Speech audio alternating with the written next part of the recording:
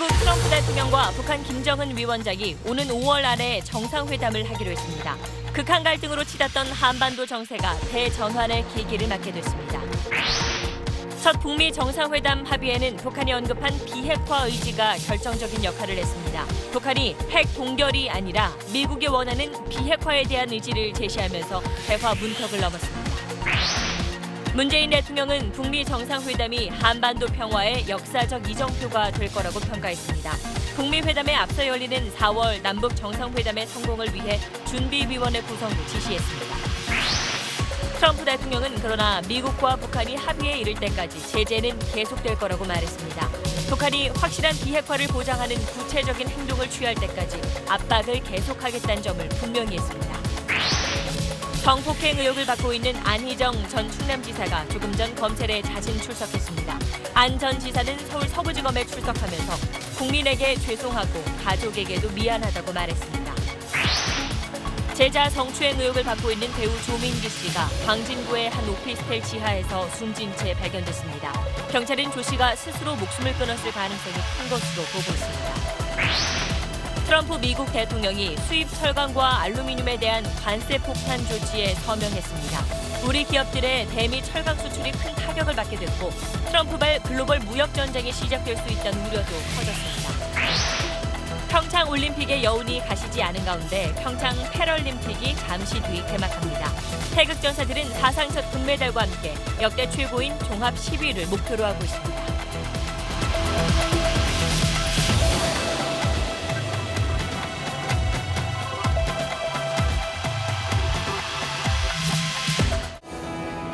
기름 없이 달리는 일상으로 내일을 바꾸는 현대수소 전기차. 여러분 안녕하십니까. 평창 패럴림픽 개회식 중계 관계로 오늘 뉴스는 1시간 일찍 시작하겠습니다. 첫 소식입니다. 트럼프 미국 대통령과 북한의 김정은 위원장이 올해 5월에 역사적인 정상회담을 하기로 했습니다. 4월 말에는 남과 북, 이어 5월에는 북한과 미국의 정상이 잇따라 만나면서 한반도 정세가 대전환의 계기를 맞게 됐습니다. 오늘 첫 소식 먼저 워싱턴에서 정하석 특파원입니다. 북미 정상회담의 제안과 수용은 모두 파격적으로 이루어졌습니다. 내일로 예정됐던 방북 특사단의 트럼프 대통령 면담이 갑작스레 오늘로 앞당겨졌고 특사단 대표인 정의용 국가안보실장은 백악관 웨스트윙 앞으로 걸어나와 아무도 예상하지 못했던 결과를 발표했습니다. President Trump appreciated the briefing and said he would meet Kim Jong-un by May to achieve permanent denuclearization. 가급적 빨리 만나고 싶다는 북한 김정은 위원장의 히든 카드를 내밀자 트럼프 대통령이 전격적으로 화답한 겁니다. 트럼프 대통령은 트위터를 통해 큰 진전을 이뤘다면서 회담이 예정돼 있다고 강조했습니다. Along with President Trump, we are optimistic about continuing a diplomatic process to test the possibility of a peaceful resolution. 미 정부 고위 관계자는 전 세계가 기대하는 결과가 나오도록 하겠다고 말했습니다. 백악관은 별도의 성명을 통해 트럼프 대통령이 김 위원장의 초청을 수락한 사실을 거듭 확인했습니다. 또 한국 특사단과 문재인 대통령에게 감사의 뜻을 밝혔습니다. 워싱턴에서 SBS 정하석입니다. 북한과 정상회담을 하기로 트럼프 미국 대통령의 마음을 움직인 건 비핵화라는 김정은 위원장의 메시지였습니다. 미국이 원하던 답을 곧바로 제시하면서 대화 문턱을 단숨에 넘어섰습니다. 계속해서 워싱턴에서 손성민 특파원입니다. 정의용 실장이 미국에 추가로 전달하겠다던 북한 메시지의 핵심은 비핵화였습니다. 김정은 위원장의 비핵화에 대한 의지는 엄숙히 약속한다는 표현으로 구체화했습니다. North Korean leader Kim Jong-un said he is committed to denuclearization.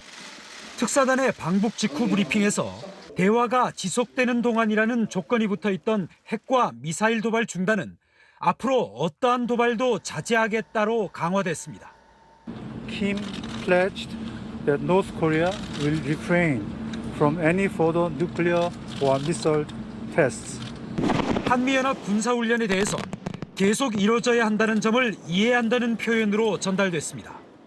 트럼프 대통령은 트위터에 북한이 핵동결이 아니라 비핵화를 이야기했다며 반색했습니다.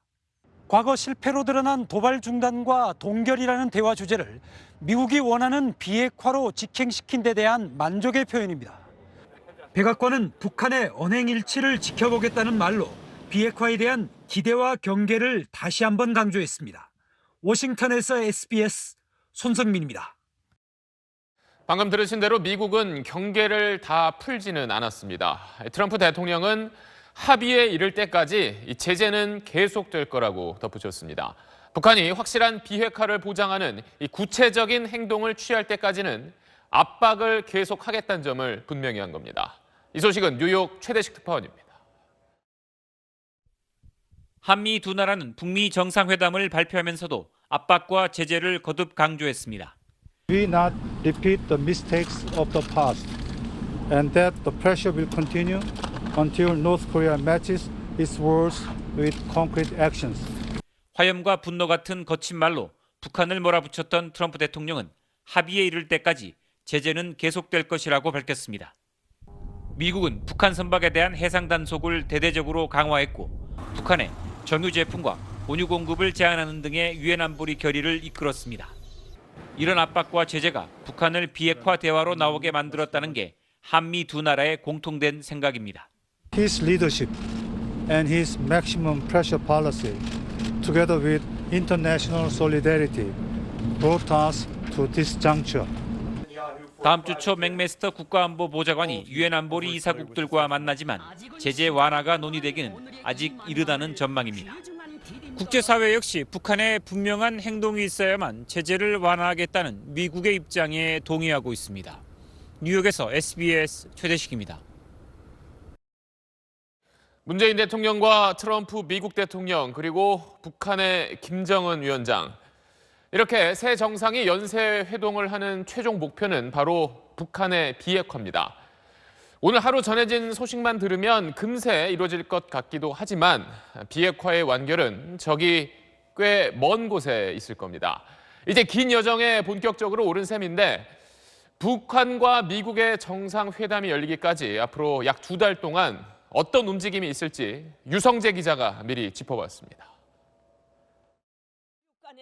가장 중요한 건 5월 북미 정상회담 전에 북한이 비핵화 의지를 얼마나 구체적 행동으로 보여주느냐입니다.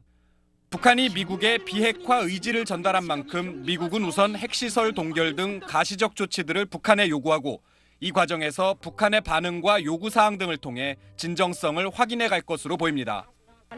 시간이 많지 않은 만큼 실무급 물밑 접촉보단 고위급 특사 교환을 통해 양측이 빠르게 의견 교환에 나설 가능성이 큽니다.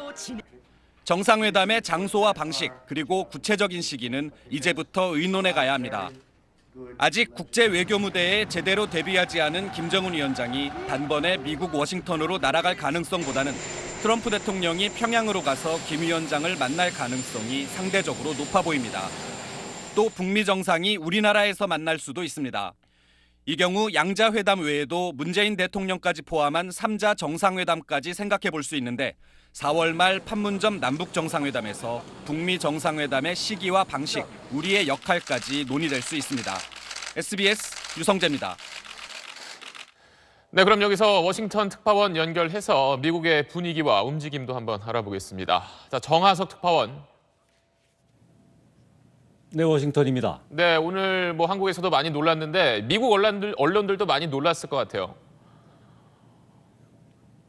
그렇습니다. 현직 미국 대통령과 북한 지도자의 첫 만남이 성사됐다. 이렇게 대서특필하고 있습니다. 과거 카터 전 대통령과 클린턴 전 대통령이 김일성, 김정일을 각각 만난 적이 있는데요. 모두 그때는 전직 대통령 신분이었죠. 북미 관계에 엄청난 진전이 될 수 있다. 이렇게 워싱턴 포스트가 평가를 했고요.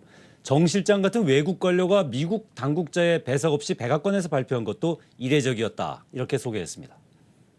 뭐 앞서 리포트에서도 잠시 전해드렸지만 뭐 북한의 진정성을 반신반의했던 게 사실 뭐 지금까지 미국의 분위기인데 이런 분위기가 지금도 완전히 사라진 건 아니라고 봐야겠죠? 물론입니다. 특히 정부와 의회 내 대북 강경파 인사들은 정상회담에 대한 환영 입장과는 별도로 경계심을 늦춰서는 안 된다. 이런 말을 계속 하고 있습니다. 시간 끌기나 한미동맹의 균열이 북한의 진짜 의도라는 의심입니다. 한미가 조율한 정 실장의 발표문, 그리고 트럼프의 트위터, 백악관의 성명, 오늘 발표된 이 세 곳에서 모두 제재와 압박 얘기가 빠지지 않는 것도 이런 반신반의 분위기를 반영한다고 봐야 할 것 같습니다. 네, 그러면 100% 신뢰를 하지는 않는데 그런데도 북한의 제안을 흔쾌히 받은 이유 어떻게 지금 분석이 나오고 있나요?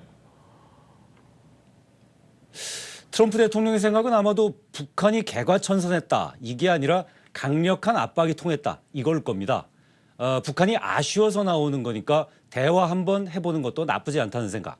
그리고 성과 전에 보상 없다고 말해놨으니까 믿질 것도 없다는 생각. 이게 트럼프의 생각일 겁니다. 여기에 트럼프가 처한 국내 정치적인 상황이 있는데요. 집권 후반기 동력을 결정한 중간선거가 오는 11월에 있습니다. 이게 다가왔는데 러시아 스캔들에 성추문에 아주 골치 아픈 일들이 요즘 트럼프 주변에 많습니다. 과거 70년대 닉슨 대통령이 중국을 전격 방문해서 미중 간 냉전 구도를 깬 적이 있죠. 당시 닉슨의 인기가 아주 수직 상승을 했는데요. 트럼프의 속내도 아마 여기서 크게 다르지 않을 것 같습니다. 지금까지 워싱턴에서 전해드렸습니다. 네, 김정은 위원장이 우리 특사단을 통해서 트럼프 대통령에게 전달해 달라고 했던 비공개 메시지. 그 히든카드의 내용이 뭘지 궁금했는데 비핵화 의지에 더해서 트럼프 미국 대통령과 직접 만나고 싶다는 깜짝 초대장이었습니다. 트럼프 대통령이 이걸 수용하면서 전초전은 건너뛰고 곧바로 정상회담으로 넘어가게 됐습니다. 김하영 기자입니다. 내용을 여러분께 다 발표할 수 없습니다만 미국에 전달할 북한의 입장을 저희가 별도로 대북 특사단이 이렇게 꽁꽁 감췄던 북한의 히든카드는 트럼프 대통령과 직접 만나고 싶다는 김정은 위원장의 구두 메시지였습니다. 정 실장은 오늘 트럼프 대통령을 만난 자리에서 직접 만나 얘기를 나누면 큰 성과를 낼 수 있을 것이란 김 위원장의 말을 전했다고 청와대가 밝혔습니다. 중간 단계 거치지 말고 최고 지도자끼리 만나 비핵화 문제를 단번에 풀자는 제안인 셈입니다. 김정은의 이런 깜짝 제안을 트럼프도 곧바로 수용했습니다. 미국 정부 고위 관계자는 북한에서 결정할 수 있는 유일한 사람이 초청했기 때문에 수락하는 것이 타당하다고 밝혔습니다. 북미 간 고위급 채널을 거치기도 전에 정상 간 만남이 극적으로 타결되면서 이것만 돼도 성공이라던 탐색적 대화 단계를 단숨에 넘어선 것으로 평가됩니다. 탐색적 대화였습니다. 정상회담 개최를 위한 예비회담 또는 실무회담 그만 남은 것이 아닌가 생각합니다. 전초전 없이 본 게임으로 직행한 북미 정상회담. 회담 성사 과정만큼이나 파격적인 결과로 이어질지 이제부터가 진짜일지 모릅니다. SBS 김하영입니다. 트럼프 대통령과 김정은 위원장은 얼마 전까지만 해도 꼬마 로켓맨, 미치광이 늑다리 이런 거친 말을 서로 주고받았었죠. 때문에 쉽게 만나기 어려울 것 같았는데 이런 두 사람이 전격적으로 정상회담을 결정한 건 그만큼 이 두 지도자의 스타일이 예측 불허라는 걸 다시금 보여줍니다. 이 소식은 이세영 기자가 전하겠습니다. We will have no choice but to totally destroy North Korea. 늑다리 미치광이를 반드시 불로 다스릴 것이다. 지난해만 해도 갈등 최고조였던 두 정상의 관계는 언제 그랬냐는 듯 달라졌습니다. 트럼프 특유의 실리를 추구하는 사업가적 기질, 돌파를 좋아하는 승부사적 기질이 작동한 걸로 보입니다. 트럼프 대통령은 냉온탕을 오가는 즉흥 발언도 서슴지 않았습니다. We should be eating a hamburger on a conference table, and we should make better deals with China and others. 우리 특사단의 깜짝 발표를 제안하고 백악관 기자실에 직접 달려가 알린 것도 비슷한 맥락입니다. 대담한 지도자 이미지를 추구하는 김정은의 스타일도 파격적인 회담 성사에 한몫했습니다. 대북 특사단과의 저녁 자리에서 김정은은 미사일을 발사하면 문재인 대통령이 새벽에 NSC 개최하느라 고생 많으셨다며 이제 더는 새벽잠 설치지 않아도 된다고 말했다고 청와대가 전했습니다. 또 대통령과 직통 전화로 이야기하면 간단히 해결된다며 크게 웃더라는 겁니다. 남북 정상회담 때 우리 쪽 평화의 집으로 오겠다고 한 것도 통 큰 결단을 과시하려는 걸로 보입니다. 경제 파탄을 받고 제재에 숨통을 트려는 김정은과 중간 선거를 앞두고 성과를 챙기려는 트럼프의 이해가 맞아떨어졌다는 분석도 나옵니다. 세계 언론은 두 사람의 만남을 불확실한 결과가 함께하는 놀라운 외교적 돌파구가 될 것이라고 전망했습니다. SBS 이세영입니다.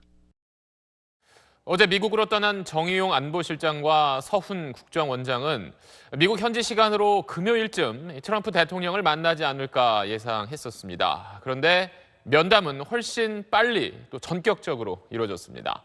백악관 방문해서 합의문을 발표하기까지 긴박했던 5시간을 민경호 기자가 정리했습니다. 정의용 안보실장과 서훈 국정원장은 도착 첫날 백악관을 찾았습니다. 현지 시각으로 오후 2시 30분부터 미 당국자들과 연쇄 회동에 들어갔습니다. 첫 30분은 정의용 국가안보실장이 맥메스터 국가안보보좌관을, 서훈 국정원장이 지나 하스펠 CIA 부국장을 각각 1대1로 만났습니다. 직후 한미 2대2 회동이 이어졌습니다. 오후 3시 30분부터는 미 고위급 관계자 20여 명이 한자리에 모여 정 실장의 브리핑을 들었습니다. 매티스 국방장관, 존 설리번 국무부 부장관, 댄 코츠 국가정보국장 등이 참석했습니다. 그런데 이 회의 중간 내일 만나기로 했던 트럼프 대통령이 빨리 보잔 전가를 보내왔습니다. 4시 15분 정 실장과 서 원장 그리고 조윤재 주미대사가 대통령 집무실로 이동해 트럼프 대통령과 45분간 만났습니다. 여기서 김정은 위원장의 정상회담 제안 전달과 트럼프 대통령의 호응이 이루어졌습니다. 트럼프 대통령은 한국 대표단이 백악관에서 직접 합의 내용을 발표해달라고 전격적으로 요청했습니다. 한미 간 한라인 역할을 해온 정의용 실장과 맥메스터 보좌관이 2시간 동안 합의문을 조율했습니다. 저녁 7시 10분 기자회견에 나선 정의용 실장은 5월 역사적 북미 회동 약속을 전하고 5시간 만인 7시 30분 백악관을 나섰습니다. SBS 민경호입니다.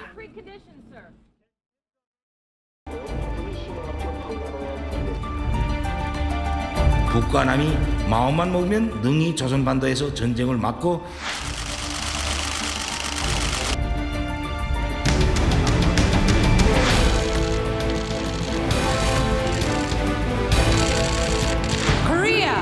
남북한 선수단이 공동 입장하고 있습니다.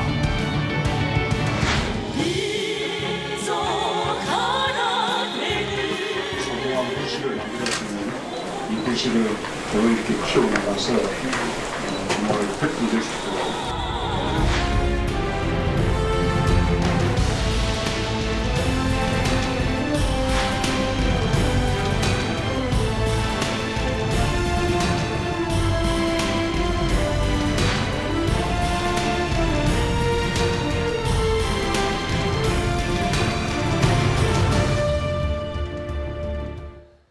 네, 보신 대로 이 남북 관계는 2018년 새해 벽두부터 숨가쁘게 움직였고 이제 역사적인 이정표 앞에 서 있습니다.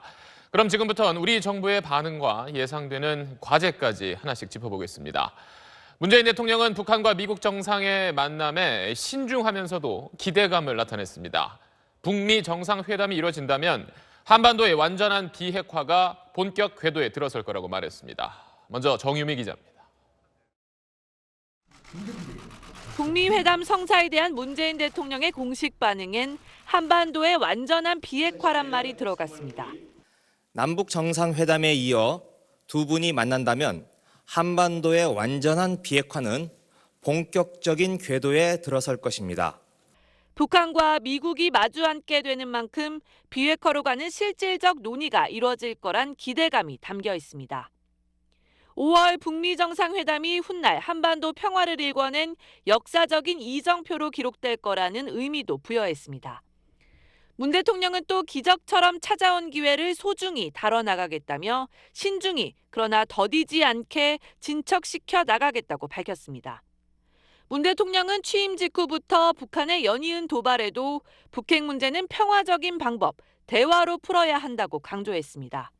또 북미 사이 중재 역할을 자처하며 양측을 설득해왔습니다. 문 대통령은 어려운 결단을 내려준 두 지도자에 감사하다며 특히 트럼프 대통령에게 더 큰 공을 돌렸습니다. 정치적 성과를 드러내기 좋아하는 트럼프 대통령의 성향도 염두에 둔 발언으로 풀이됩니다. 정치권도 대부분 환영 입장을 밝힌 가운데 보수 야당은 핵 폐기를 위한 회담이 돼야 한다고 강조했습니다. SBS 정유미입니다. 5월 북한과 미국의 정상회담이 성공적으로 진행될지 여부는 그에 앞서 4월 말에 열릴 남북 정상회담에 사실상 달려 있습니다. 북한과 미국 정상이 마주하기에 앞서 민감한 의제들이 논의될 걸로 보이는데 어떤 것들이 핵심인지 남승모 기자가 짚어봤습니다. 문재인 대통령은 북미 회동 성사 소식이 전해진 직후 임종석 비서실장을 위원장으로 하는 남북 정상회담 준비위 구성을 지시했습니다. 준비위원회의 중요 임무는 4월 정상회담에서 남북관계의 발전을 이끌어갈 실질적인 합의를 도출하는 것입니다.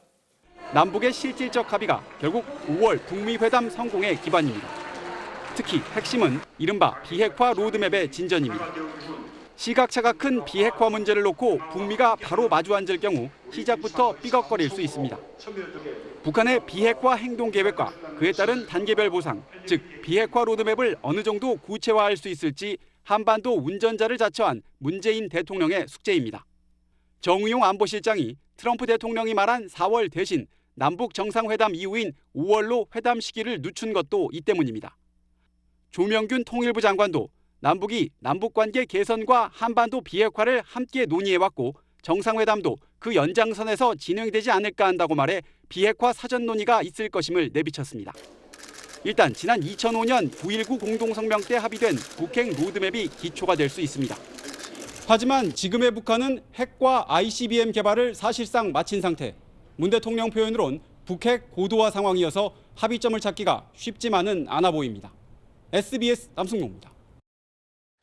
자, 그렇다면 5월 북한과 미국의 정상회담이 열리기까지 남은 변수는 어떤 게 있고 또 우리가 챙겨봐야 할 건 어떤 게 또 있는지 김웅수 기자가 전문가들의 조언을 들어봤습니다. 5월 북미 대화 개최까지 큰 장애물은 없을 거라는 게 중론입니다. 여기서 판이 깨진다면 아마 트럼프 대통령도 대북 정책에 있어서 군사적 옵션을 충분히 사용할 수 있는 순간까지 오지 않을까. 그리고 김정은 위원장도 이러한 위험 부담을 알면서 얘기를 했다는 건 그만큼 어느 정도 비핵화에 대한 어떤 의지가 있기 때문에 트럼프 대통령도 11월 달 중간 선거를 앞둔 상황에서 외교적 성과를 북핵 문제에서 거둔다. 김정은 위원장도 판 자체를 대북 압박의 흐름에서 대화적으로 판을 바꾼다. 이런 입장이 서로 일치하고 있기 때문에 하지만 정상회담 전 비핵화 목표에 어떻게 이룰지 사전 조율이 이루어져야 합니다. 비핵화의 개념을 두고 핵실험 중단부터 시작해서 그다음에 프로그램 동결, 그다음에 뭐 불능화, 비핵화의 개념을 두고 일단 그 각자가 좀 더 자세한 구체적인 내용을 이제 확인해야 될 것 같고요. 주고받는 협상이 뒤따를 텐데 전문가들이 가장 주목하고 있는 쉽지 않은 대목입니다. 북한은 뭘 원하는지, 미국은 무엇을 줄 수 있는지 그런 것들이 아마 초기 단계에서 논의가 될 것이고 북한이 철저하게 비핵화 의지를 실현시키는 것, 미국은 체제 안전 보장을 해주는 이 부분에서의 결론이 어떻게 나느냐 이것이 가장 핵심적인 사안이라고 볼 수 있습니다. 모든 과정에서 마중물이 될 수 있는 우리 정부의 적극적인 역할이 중요하다고 전문가들은 입을 모았습니다. SBS 김웅수입니다. 이번엔 안정식 북한 전문 기자와 좀 더 자세한 이야기 나눠보겠습니다. 뭐 요즘엔 자고 일어나면 아주 큰 뉴스가 쏟아지고 있는데 이제 이렇게 되면 한반도 구도가 완전히 평화 모드로 바뀌었다 이렇게도 좀 볼 수 있는 건가요? 올 들어서 북한 문제는 지금 말씀하신 대로 북한뿐만 아니라 미국도 파격의 연속인데요. 그렇죠. 아직까지는 좀 차분히 봐야 될 부분도 있는 것 같습니다. 좀 차분히 짚어봐야 할 부분이 있다. 어떤 점을 저희가 좀 그러면 유념을 해야 될까요? 지금은 이 내용보다는 형식이 좀 상당히 빨리 가고 있습니다. 지금 형식적으로는 남북 정상회담에 의해서 북미 정상회담 거의 역사적인 수준으로 가고 있는데 내용적으로 보면 가장 핵심이라고 할 수 있는 비핵화 문제에 대해서는 아직 구체적인 진전이 없습니다. 지금까지 나와 있는 거는요. 북한이 비핵화 의지를 갖고 있다라는 건데 여기에는 체제 안전이 보장된다면 이라는 전제 조건이 달려 있습니다. 근데 이 체제 안전 보장과 관련해서 북한이 이를테면 뭐 주한미군 철수 이런 걸 주장하면 우리로서는 받아들이기 힘들지 않겠습니까? 그렇죠. 때문에 이런 구체적인 현안들에 대해서 실무진이 다 협의를 해놓고 그 다음에 정상회담으로 가는 게 일반적인데 네. 지금은 그 중간 과정이 다 생략이 되고 바로 정상회담으로 갔기 때문에 물론 만나서 파격적으로 잘 될 수도 있지만 뭐 의외로 잘 안 풀릴 가능성도 동시에 열려 있다 이렇게 봐야 됩니다. 그렇다면은 5월 북한과 미국 정상회담에서 아무 성과 없이 빈손으로도 끝날 수가 있는 건가요? 뭐 그 전에 지금 북미 간 실무 논의가 진행이 될 것 같은데요. 네. 그 논의 과정에서 보여주는 북한의 태도 그리고 본 게임인 북미 정상회담에서 북한이 어떻게 나오는지도 지켜봐야 되겠죠. 근데 뭐 결과가 어떻게 될지는 좀 봐야 되겠지만 한 가지 확실한 건 이 북미 정상회담까지 가는 과정을 통해서 북한이 정말로 비핵화를 할 의지가 있는지 북한의 진위는 파악이 될 것 같습니다. 네, 알겠습니다. 안정식 북한 전문기자였습니다. 이번에는 우리 주변 국가 반응도 살펴보겠습니다. 북한과 미국의 정상회담 소식이 전격적으로 발표되자 일본은 당황하는 기색이 역력했습니다. 중국도 겉으로는 환영한다는 입장이지만 행여 영향력이 줄어들까 봐 불안해하는 모습도 보입니다. 베이징 정성엽 특파원이 정리했습니다. 북미 정상회담 발표 직후 아베 총리는 트럼프 대통령과의 통화에서 다음 달 초 미국을 방문하겠다는 의사를 밝혔습니다. 이번 달에 원래 고노 외무장관의 방문이 예정돼 있었습니다. 평창올림픽 이후 대북 압박이 느슨해질 우려가 있다는 일본의 뜻을 전달하기 위해서였습니다. 不可逆的な形での放棄に向けて北朝鮮が具体的な行動を取るまで最大限の圧力をかけていく. 예상 밖의 북미 정상회담 소식에 아베가 직접 가겠다고 나선 겁니다. 일본의 당혹과 초조감을 읽을 수 있는 대목입니다. 중국은 회담 성사에 놀라워하면서도 의심할 것 없는 호재라고 환영했습니다. 继续朝着正确的方向迈进，通过对话协商解决问题，予以充分的肯定和支持。 한반도 정세가 대화로 돌아온 건 중국이 제시한 해법인 쌍중단이 효과를 발휘했다고 내세웠습니다. 북핵 문제 해결에 적극적인 역할을 계속하겠다는 말도 강조하며 속내를 숨기지 않았습니다. 중국과 일본 양국이 겉으로 보인 반응은 달랐지만 이 북핵 문제 해결 과정에서 자신들의 역할이 소외되는 이른바 차이나 패싱, 재팬 패싱을 우려하는 분위기는 같았습니다. 베이징에서 SBS 정성엽입니다. 트럼프 대통령은 북한에 대해서 파격적으로 달라진 자세를 보였지만 경제 문제에서는 그대로였습니다. 예고했던 대로 자국 산업 보호를 위해 수입 철강과 알루미늄에 대한 관세 폭탄 조치에 서명했습니다. 수입 철강에 25%, 알루미늄엔 10%의 관세를 각각 결정했는데 캐나다와 멕시코산만 예외를 인정했습니다. 우리 기업들의 미국 철강 수출이 큰 타격을 받게 됐고 트럼프발 글로벌 무역 전쟁이 시작될 수 있다는 우려도 커졌습니다. 곽상은 기자가 전하겠습니다. 미국이 캐나다와 멕시코에 대해서만 관세 적용을 보류한 건 현재 진행 중인 북미 자유무역협정 재협상에서 유리한 카드로 사용하겠다는 의도입니다. 다른 수출국에도 추가 관세 면제나 경감 가능성을 언급해 개별 협상에 여지를 남겼습니다. America will remain open to modifying or removing the tariffs for individual nations. 대미 수출 철강제의 88%에 이미 반덤핑 상계 관세를 부과받고 있는 우리 기업들은 타격이 불가피합니다. 특히 미국 수출 의존도가 높은 중견 강관업체들의 피해가 우려됩니다. 수출을 못해요. 지금 거의 6~6년간 만에. 결국에는 몇 달 있다가 다 어렵지 않을까 싶습니다. 정부는 트럼프 행정부를 상대로 한국을 관세 대상에서 제외하거나 특정 품목에 대한 면제를 요청하는 설득 작업을 벌일 방침입니다. 방북 결과 설명차 미국을 방문한 정의용 청와대 국가안보실장도 철강 관세 예외 조치를 요청했습니다. 하지만 미국이 요지부동일 경우 세계무역기구 WTO 제소도 적극 검토하기로 했습니다. EU와 중국 등 주요국들은 보복 관세 부과도 불사하겠다는 입장이지만 당장 무역 전쟁으로 치닫진 않을 거라는 전망이 우세합니다. 유럽연합의 주요국들은 앞으로 2, 3년간 별다른 선거 일정이 없습니다. 보복 조치도 가능한 한 그 WTO에서 허용하는 범위 내에서 제한적으로 취할 가능성이 높아 보입니다. 한미 FTA 재협상 중인 우리로선 철강까지 볼모가 되면서 협상이 한층 더 어려워졌다는 평가가 나오고 있습니다. SBS 곽상은입니다.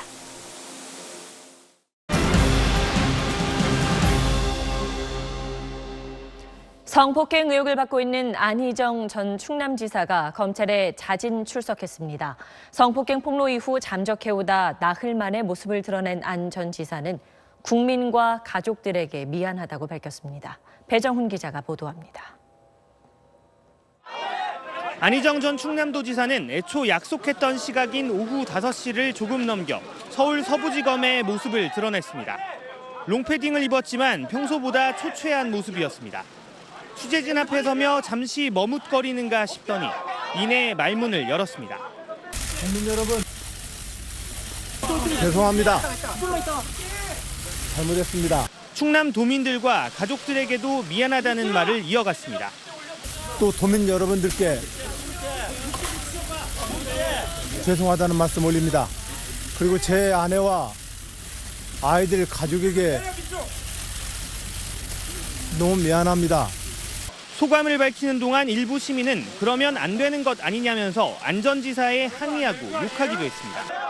성폭행 피해를 폭로한 김지은 씨 등 피해자들에게는 사과하는 말은 없었습니다. 짧은 소감을 끝낸 안 전 지사는 검찰 조사를 성실히 받겠다며 이어지는 질문에 답하지 않고 검찰청사로 들어갔습니다. 안 전 지사는 하루 전 오후 3시 충남도청에서 기자회견을 할 예정이었지만 회견 2시간 전 검찰에 출석해 수사에 협조하는 것이 우선이라며 취소했습니다. 검찰은 오늘 자진 출석에 앞선 오후 3시 40분쯤 변호인으로부터 안 전 지사가 검찰에 자진 출석하겠다는 연락을 해왔다고 밝혔습니다. SBS 배정훈입니다. 검찰이 부르지 않았는데 이렇게 자진해 나오는 건 일반적인 피의자의 행동과는 다른 모습입니다. 정치인들에게서나 볼 수 있는 정치적 행보로 나름대로 할 말이 있다는 메시지를 전달하려는 의도로 해석됩니다. 박현석 기자입니다. 안희정 전 지사의 오늘 자진 출석은 과거 다른 정치인 사건에서도 비슷한 사례를 찾아볼 수 있습니다. 2003년 대선 자금 수사 때 이회창 당시 한나라당 총재가 2012년 저축은행 비리 수사에서 박지원 당시 민주통합당 원내대표가 검찰에 전격 자진 출석한 바 있습니다. 안 전 지사 역시 자기 방어에만 몰두하는 일반적인 피의자와 달리 아직 정치적 행보를 하는 것으로 봐야 한다는 분석입니다. 혐의 인정하십니까? 추가 폭로 앞으로 있었는데요. 조사 과정에서 성실하게 임하겠습니다. 추가 폭로 있었는데요. 무엇인가요?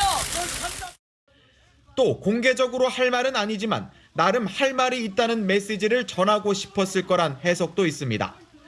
기자회견을 취소하고 바로 다음 날 검찰에 출석한 건 수사 중인 사안이라는 이유로 앞으로 외부 의견 표명을 피할 수 있다는 점도 고려했을 것으로 보입니다. 논란 확산이나 추가 폭로를 막고 법적으로 다퉈야 한다면 빠를수록 낫다는 판단도 가능합니다. 피해자 진술밖에 없는 상황에서 이 시간을 끌어봤자 관련자 진술이 더 나올 수가 있기 때문에 안 전 지사가 제발로 검찰에 나온 만큼 긴급 체포 가능성은 높지 않다는 의견과 사안의 중대성을 감안할 때 검찰이 긴급 체포 후 구속영장을 청구할 거라는 전망이 엇갈리고 있습니다. SBS 박현석입니다. 안희정 전 지사의 자진 출석으로 검찰 수사는 속도를 낼 전망입니다. 검찰은 범행 장소로 지목된 서울 마포구의 오피스텔을 사흘째 압수수색했습니다. 그리고 문제의 오피스텔이 건설사 명의로 되어 있는 만큼 김영란법 위반 등으로 수사가 확대될 수도 있습니다. 보도에 고정현 기자입니다. 검찰은 서울 마포구에 있는 오피스텔을 3일째 압수수색했습니다. 안 전 지사가 김지은 씨를 지난달 25일 성폭행한 것으로 알려진 곳입니다. 저는 한 번도 봤는데 와이프는 엘리베이터에서 같이 타고 올라온 적은 있어요. 이미 일주일치 이상 CCTV를 확보한 검찰이지만 수사에 필요한 자료가 더 있다는 판단에 압수수색을 이어갔습니다. 해당 오피스텔은 안 전 지사의 대학 시절 친구가 대표인 건설사 소유입니다. 임원용으로 있으니까 그래서 막 충청도 왔다 갔다 하면 뭐 이렇게 강연도 많이 다니고 그랬더라고요. 그냥 친구고 그런 입장에서 검찰 관계자는 현재 성범죄 의혹의 수사력을 집중하고 있지만 뇌물수수나 김영란법 위반 등의 단서가 나오면 수사에서 배제하지 않겠다고 말했습니다. 안전지사는 최대 형량이 징역 5년인 업무상 위력 등에 의한 간음과 최대 형량이 징역 2년인 업무상 위력 등에 의한 추행 혐의를 받고 있습니다. 김영란법은 최대 형량이 징역 3년입니다. 이런 가운데 안전지사로부터 3번의 성폭행과 4번의 성추행을 당했다고 폭로한 추가 피해자는 다음 주 고소장을 제출할 예정입니다. SBS 고정현입니다. 그럼 안희정 전 지사가 조사를 받고 있는 서울 서부지검에 나가 있는 취재기자 윤걸입니다. 안상우 기자. 네, 저는 지금 서울 서부지검에 나와 있습니다. 네, 안 전 지사가 오후 5시쯤 출석했으니 한창 조사가 이루어지고 있겠군요. 네, 맞습니다. 안희정 전 충남지사가 검찰에 들어간 지 2시간이 지났는데요. 안 전 지사에 대한 수사가 어느 정도까지 진행되는지는 아직 알려지지 않고 있습니다. 다만 안 전 지사의 출석 시간이 늦은 만큼 밤샘 조사로 이어질 가능성은 높습니다. 검찰은 갑작스런 출석에 다소 당황한 분위기였습니다. 때문에 검찰이 안 전 지사를 그냥 돌려보낸 뒤 나중에 소환할 것이란 예상도 나왔지만 검찰은 안 전 지사에 대해 가능한 범위 내에서 철저히 조사하겠다며 곧바로 조사에 착수했습니다. 그리고 피해자인 김지은 씨도 서부지검에서 조사를 받고 있지 않습니까? 네, 현재 서부지검엔 공교롭게도 성폭행 피해를 주장하며 안 전 지사를 고소했던 김지은 씨도 조사를 받고 있습니다. 검찰은 오전 10시부터 김 씨를 비공개로 불러 피해자 조사를 하고 있었던 건데요. 김 씨 측은 안 전 지사의 일방적 출석이 알려지자 크게 유감의 뜻을 밝혔습니다. 또 검찰 측에 안 전 지사와의 철저한 분리 조치를 요구한 것으로도 알려졌습니다. 피해자인 김 씨와 안 전 지사의 조사가 동시에 이루어지면서 검찰 수사는 한결 속도를 낼 전망입니다. 지금까지 서울 서부지검에서 SBS 안상우입니다. 안희정 전 충남지사에 대한 폭로 내용 가운데에는 미투 운동이 한창인 최근에도 성폭행을 저질렀다는 내용이 있어 더욱 충격적이었는데 그 즈음 안 전 지사가 한 온라인 매체와 인터뷰한 내용을 SBS가 입수했습니다. 전반적인 인터뷰 취지는 양성평등을 위해 여성의 권한이 커져야 한다는 건데 그의 이중성이 여실히 드러납니다. 박민아 기자의 보도입니다. 양성평등 실현을 위한 핵심 요소가 무엇이냐는 질문에 안희정 전 지사는 이렇게 답합니다. 밟으면 꿈틀해야 못 밟는다. 여성이 차별과 성희롱을 겪었다는 건 여성의 목소리가 정치적으로 세력화되지 못해서 그동안 얘기를 못했기 때문이다. 그래서 가만히 있는다는 건 빨리 뽀뽀해달라는 얘기라는 왜곡된 성인식을 만들어냈다는 겁니다. 안 전 지사는 또 성폭력 문화 속에 우리는 모두 피해자라며 여성의 목소리와 여성의 거부권을 확실히 정치적으로 보장해줘야 한다고 강조했습니다. 여성이 거부할 권한, 여성이 자기 뜻을 정확하게 말할 기회와 권한을 줘야 한다는 겁니다. 상하 권력관계 속에서 부하 직원들을 상습적으로 성폭행했다는 의혹을 받고 있는 본인의 처신과는 이율배반적인 언급들입니다. 안 전 지사는 충청남도가 각종 상담센터와 폭력센터 등을 통해 남성의 폭력을 바로잡기 위해 노력하고 있다고 자평하기도 했습니다. 이 인터뷰는 피해자 김지은 씨가 성폭행을 당했다고 지목한 날 이틀 전인 지난달 23일 도지사 집무실에서 이루어졌습니다. 안 전 지사와 인터뷰한 온라인 매체 측은 인터뷰 전문을 내일 공개하겠다고 밝혔습니다. SBS 박민아입니다. 서울시장 공식 출마 선언을 하려던 날 성추행 의혹에 불거진 정봉주 전 의원이 입장을 밝혔습니다. 의혹을 강하게 부인하면서 사건이 있었다는 날 대부분의 시간을 팟캐스트 낙곰수 멤버들과 함께 했다고 주장했는데 처음 의혹을 제기한 매체는 추가 폭로를 이어갔습니다. 전병남 기자입니다. 정봉주 전 의원이 잠적 이틀 만에 입장문을 내고 제기된 성추행 의혹을 전면 부인했습니다. 미투 폭로의 신빙성을 의심하면서 자신의 관련 행적을 공개했습니다. 성추행 사건이 있었다고 폭로된 2011년 12월 23일 장소로 지목된 호텔룸에 간 적이 없다며 호텔룸에서 A씨를 만난 사실도 없다고 주장했습니다. 또 당시는 구속을 앞둔 상황이라 혼자 누군가를 만나러 갈 여유가 없었고 대부분의 시간을 팟캐스트 방송을 함께하던 멤버들과 같이 보냈다고 주장했습니다. 정 전 의원이 함께 있었다고 한 김용민 씨는 SBS 기자에게 정확한 기억은 없다고 말했습니다. 만난 건 확실하고 그건 기억이 있어요. 근데 시간대별로 어떻게 했는지를 자신 있게 특정할 수가 없어요. 제가 저하고는 통화를 안 했어요. 첫 보도를 했던 인터넷 매체 프레시아는 추가 폭로를 이어갔습니다. A씨의 주장을 뒷받침하는 새 증거라면서 A씨 지인들의 이메일과 증언을 후속 보도했습니다. 또 A씨 지인들은 증인으로도 나서겠다는 입장도 밝혀 양측의 법적 다툼에도 대응하는 분위기입니다. SBS 전병남입니다. 제자들을 상습 성추행한 혐의를 받았던 배우 조민기 씨가 오늘 오후 오피스텔에서 숨진 채 발견됐습니다. 현장에 나가 있는 취재기자 연결합니다. 원종진 기자 전해주시죠. 조민기 씨는 오늘 오후 이곳 오피스텔 지하주차장 창고에서 숨진 채 발견됐습니다. 이곳 오피스텔은 주민등록상 조 씨의 거주지로 돼 있는 곳입니다. 조 씨의 시신은 곧바로 병원으로 옮겨졌고 경찰은 현장에 폴리스 라인을 치고 조사를 벌이고 있습니다. 조 씨는 오늘 오전까지만 해도 가족들과 연락이 닿았던 것으로 전해졌는데요. 하지만 오후 4시쯤 아내에 의해 지하주차장 창고에서 숨진 상태로 발견됐습니다. 경찰은 조 씨가 스스로 목숨을 끊은 것으로 보고 있습니다. 현재 조민기 씨의 가족들은 조 씨의 시신이 옮겨진 병원에 모여 있습니다.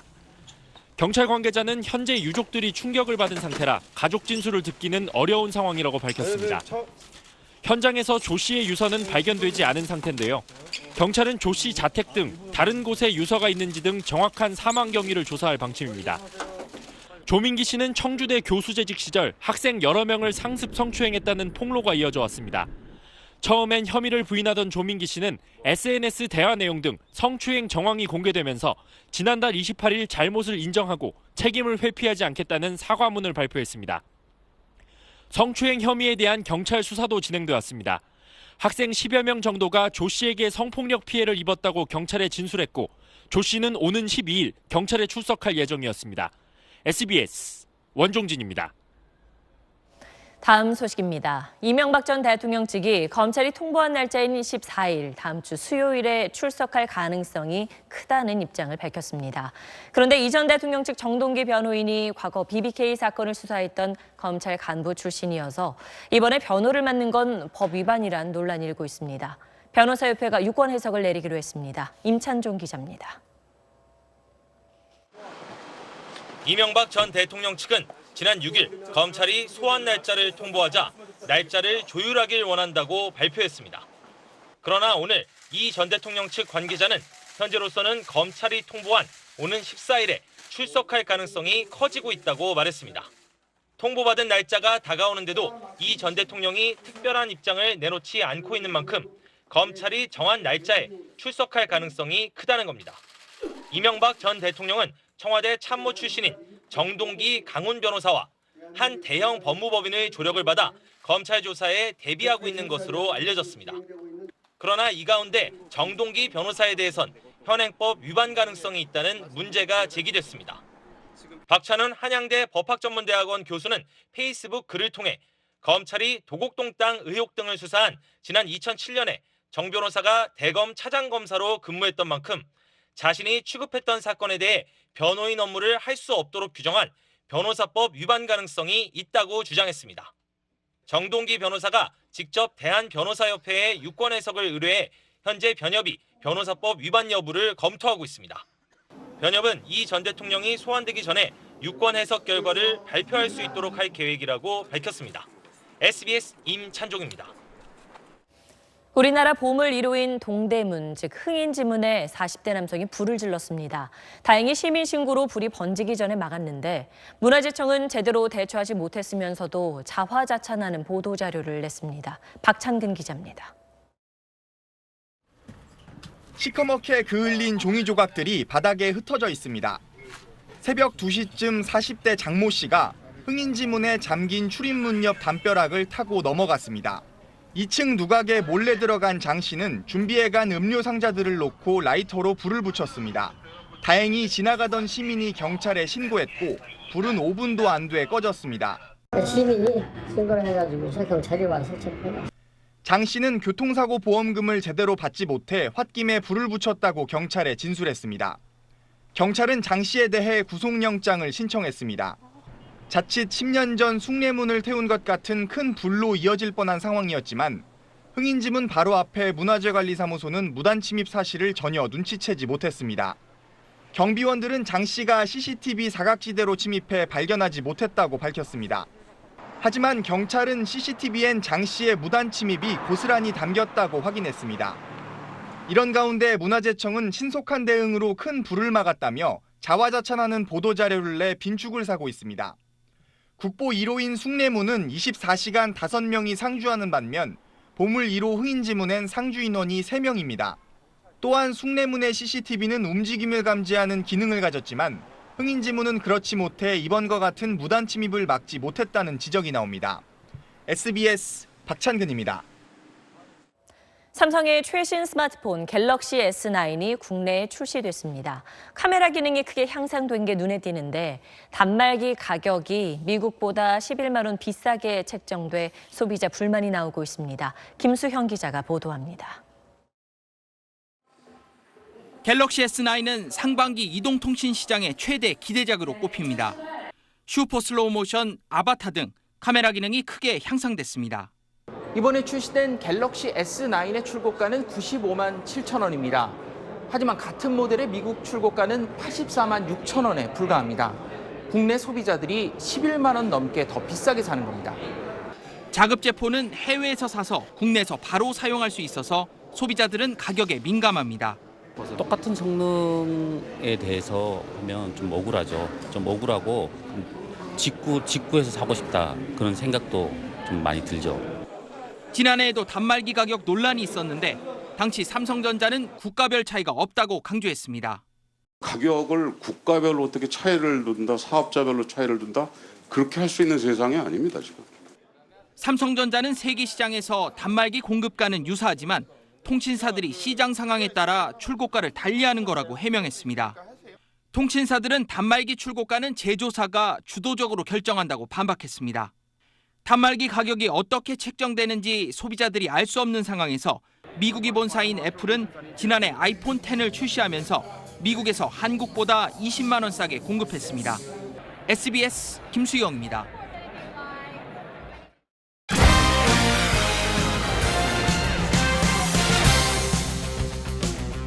스포츠 뉴스입니다. 오늘부터 열흘간 장애와 맞서 싸우는 영웅들의 아름다운 도전이 시작됩니다. 뉴스가 끝난 뒤 곧바로 평창 패럴림픽 개회식이 이어집니다. 유병민 기자입니다. 평창 올림픽이 끝난 지 12일 만에 같은 곳에서 감동의 드라마 제2막이 펼쳐집니다. 자신의 한계를 뛰어넘어 인간 승리를 보여줄 평창 패럴림픽이 잠시 뒤 개회식을 시작으로 열흘간의 열전에 들어갑니다. 대회를 밝혀줄 성화가 어제 강릉을 지나 오늘 평창에 입성하면서 분위기는 한껏 달아올랐습니다. 개회식에서는 열정이 우리를 움직인다는 주제로 사람 중심의 감동적인 공연이 선보입니다. 독도 표기가 없는 한반도기를 둘 수 없다는 북한의 주장으로 남북한 공동 입장이 무산되면서 개최국인 우리나라는 마지막 순서인 49번째, 북한은 34번째로 들어옵니다. 공동 입장은 이루어지지 못했지만 남북 선수들은 개회식에서 함께 성화를 봉송할 예정입니다. 가장 큰 변수는 날씨입니다. 이곳 평창에 내리던 눈은 그쳤지만 오늘 밤 개회식장은 영하 5도에 체감온도는 영하 10도 안팎으로 무척 추울 전망입니다. 패럴림픽 조직위는 강추위에 대비해 무릎 담요와 핫팩 등 방한 6종 세트를 준비했습니다. 이번 패럴림픽에는 49개국 570명의 선수들이 금메달 80개를 놓고 오는 18일까지 선의의 경쟁을 펼칩니다. SBS 유병민입니다.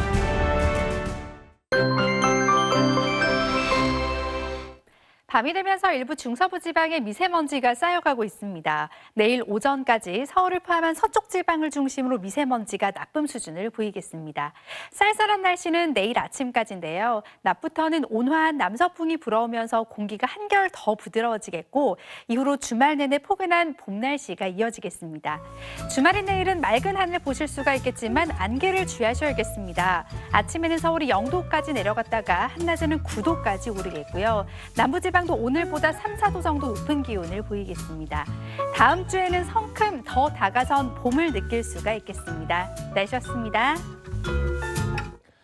네, 국제올림픽위원회 IOC는 패럴림픽의 성공이 진정한 올림픽의 완성이라고 말합니다. 완성을 향한 첫 무대가 잠시 뒤에 시작됩니다. 계속해서 평창 패럴림픽 개회식 SBS와 함께 하시기 바랍니다. 저희는 다음 주 월요일에 다시 찾아뵙겠습니다.